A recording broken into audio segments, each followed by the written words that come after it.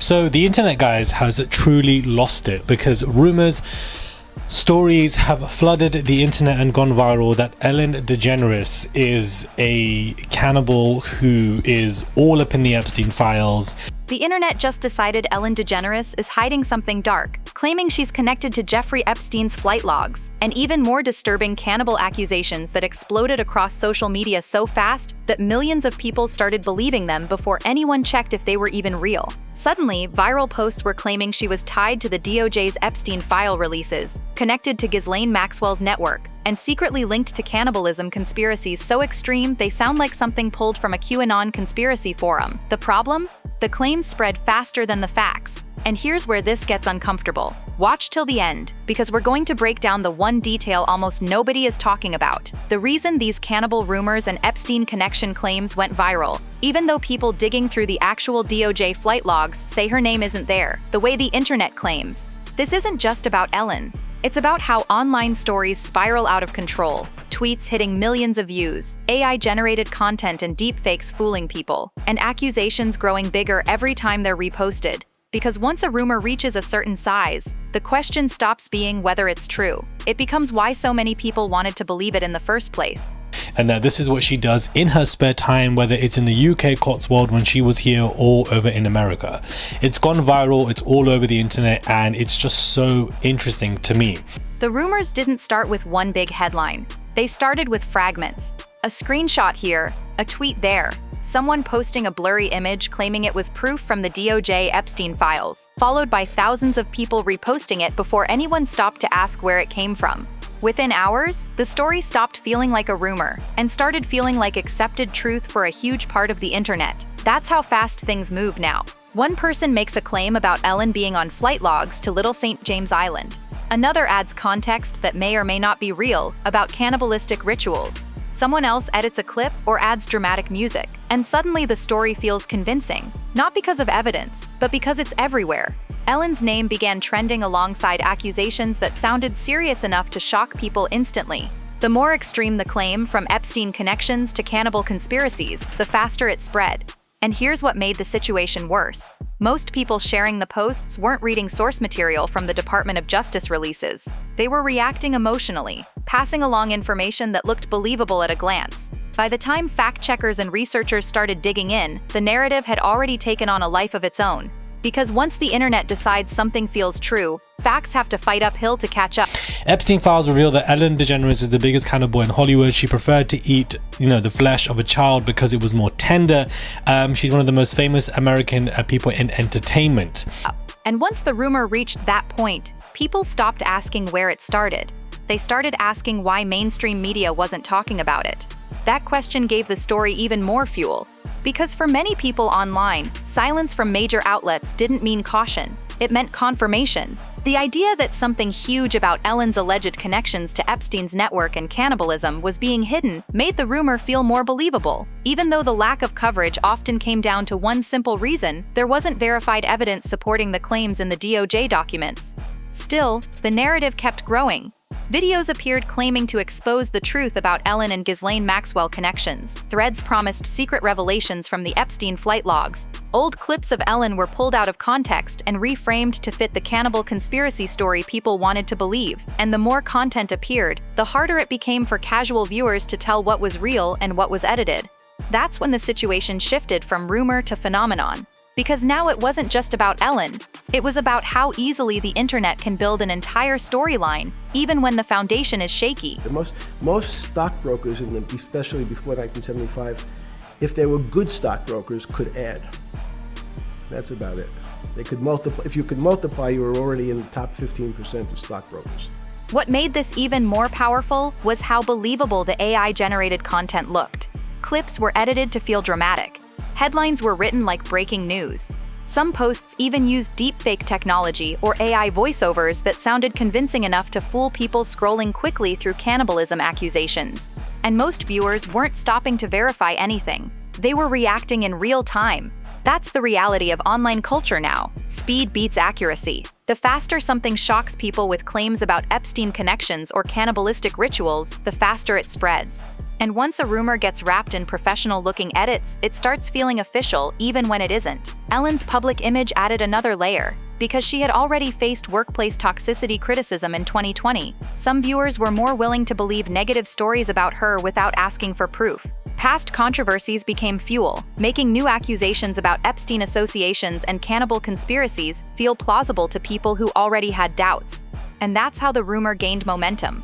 Not through evidence, through emotion. And once emotion drives the narrative, correcting it becomes almost impossible because people aren't just defending facts anymore. They're defending what they already decided to believe. Now you've got, messages like this, tweets like this going viral, but in actual fact, guys, if you do research, she's not in the Epstein files. She's not mentioned anywhere in the Epstein files. Then came the moment when people started claiming they had proof. Screenshots of supposed DOJ documents began circulating. Lists of names from alleged flight logs were reposted with dramatic captions about Ellen and cannibalism. Some users highlighted random lines or red circles on images, presenting them like undeniable evidence, even though many of those posts were missing context or completely unrelated to the claims being made about Little St. James Island connections. But by then, the rumor didn't need real proof anymore. It just needed momentum, and momentum was everywhere. Every repost made the story feel bigger. Every reaction video added another layer of certainty. People who had never looked at the original Department of Justice material were now arguing passionately about details they assumed were confirmed about Ellen's alleged cannibalistic activities. That's when fact-checkers began stepping in, pointing out inconsistencies and explaining that many of the viral claims didn't match the actual records being referenced from the Epstein files. But corrections move slower than controversy, because the internet rewards shock, not clarification. And once a narrative becomes entertaining, people keep sharing it even when doubts start appearing, which created a strange situation. The more experts tried to slow the story down, the faster it seemed to spread. No emails between her and her twin Epstein, no emails between her or Ghislaine, no emails between anybody else. The reason why I say twin is because she looks like Ghislaine, she looks like Epstein, they all look alike. At this point, the story stopped being about evidence and started becoming about identity. People weren't just sharing posts because they believed the cannibal claims, they were sharing them because it felt like being part of something bigger. A group uncovering hidden truth about elite networks.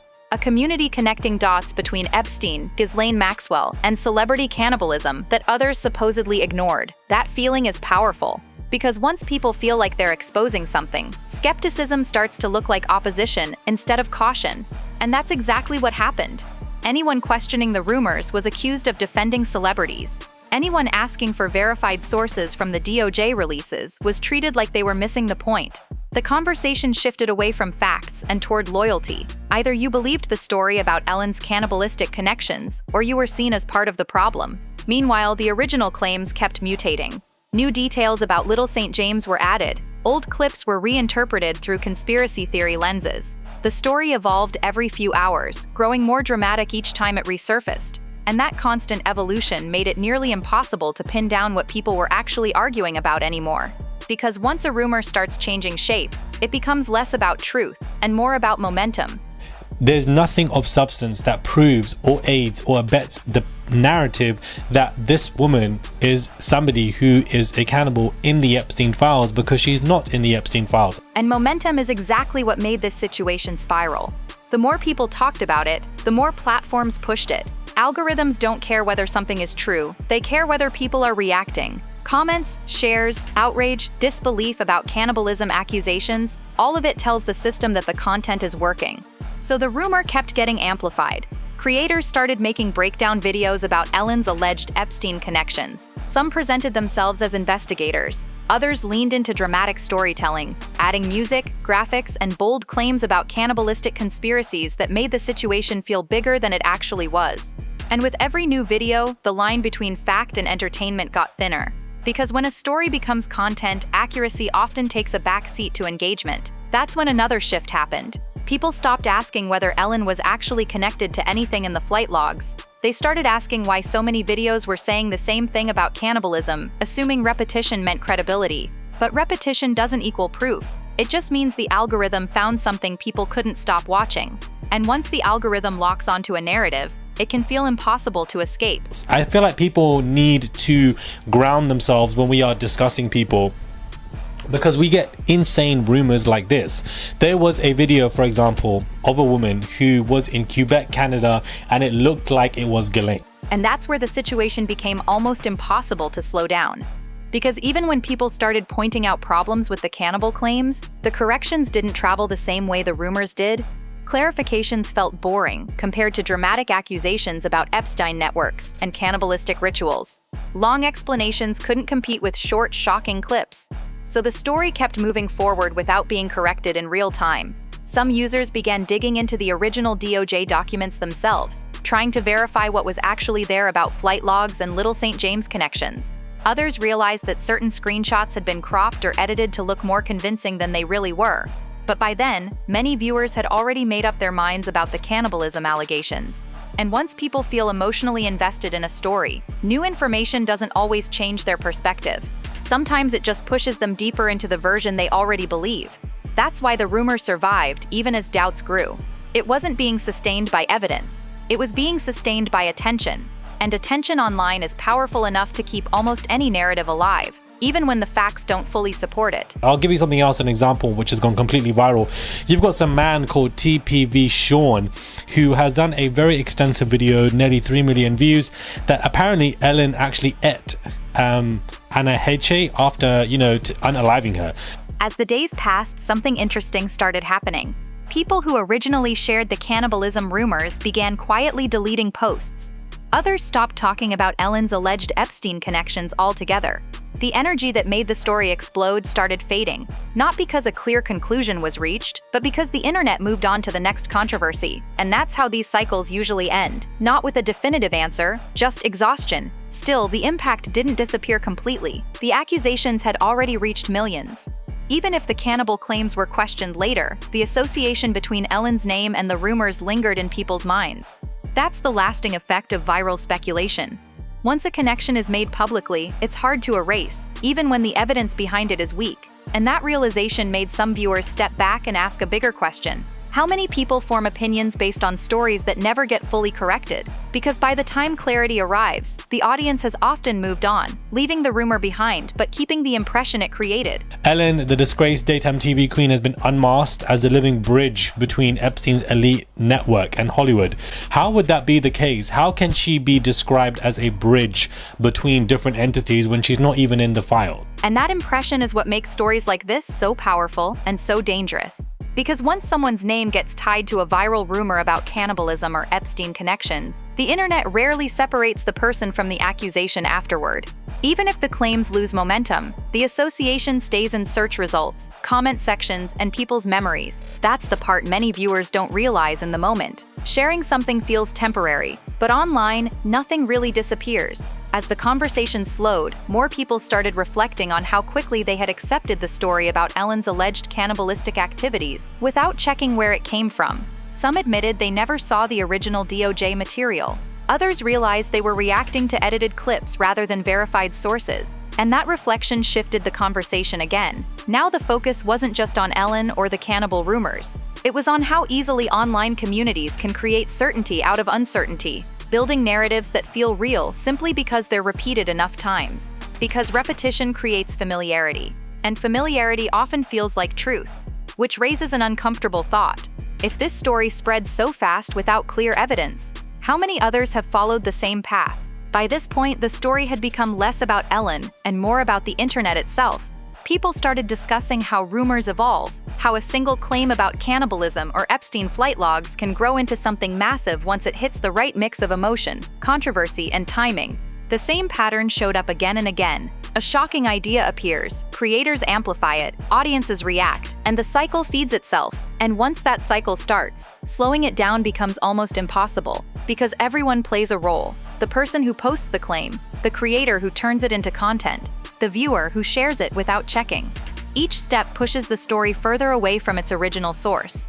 And that's what made this situation feel unsettling to so many people watching it unfold. Not just the cannibalism rumors themselves, but how easily they gained traction. Even as doubts surfaced, the conversation kept going because the story had already become bigger than the facts behind it. And when that happens, the outcome usually isn't clarity, it's confusion, which leaves one final question hanging over everything. If the internet can build a narrative this quickly, how do you know what to trust next time? Stockbroker simply meant there's a story. When I went to the first person, I had no money. And I said, how much money do you make a year? And that's where this story really ends, not with a shocking reveal, but with a reminder of how powerful the internet has become. A rumor starts small. It spreads through emotion, repetition, and attention. People react faster than they verify, and before anyone realizes what's happening, a full narrative exists, complete with theories about cannibalism, videos analyzing Epstein connections, and millions of opinions built on pieces that may or may not fit together. Ellen DeGeneres became the center of this storm. But the bigger story isn't just about her. It's about how easily online conversations can turn uncertainty into certainty. How quickly speculation about celebrity cannibalism can feel like fact once it's repeated enough times. And how hard it is to reverse the damage after a rumor has already reached millions. Because the internet rarely pauses to ask whether something is true before deciding whether it's interesting. And once a story becomes interesting enough, it keeps moving, even when the facts struggle to keep up. That's why moments like this matter. Not because they prove anything definitive about Ellen or cannibalistic conspiracies, but because they show how quickly perception can become reality in the digital age. And maybe the real question isn't whether this rumor was true or false, it's how many people believed it before they ever stopped to check.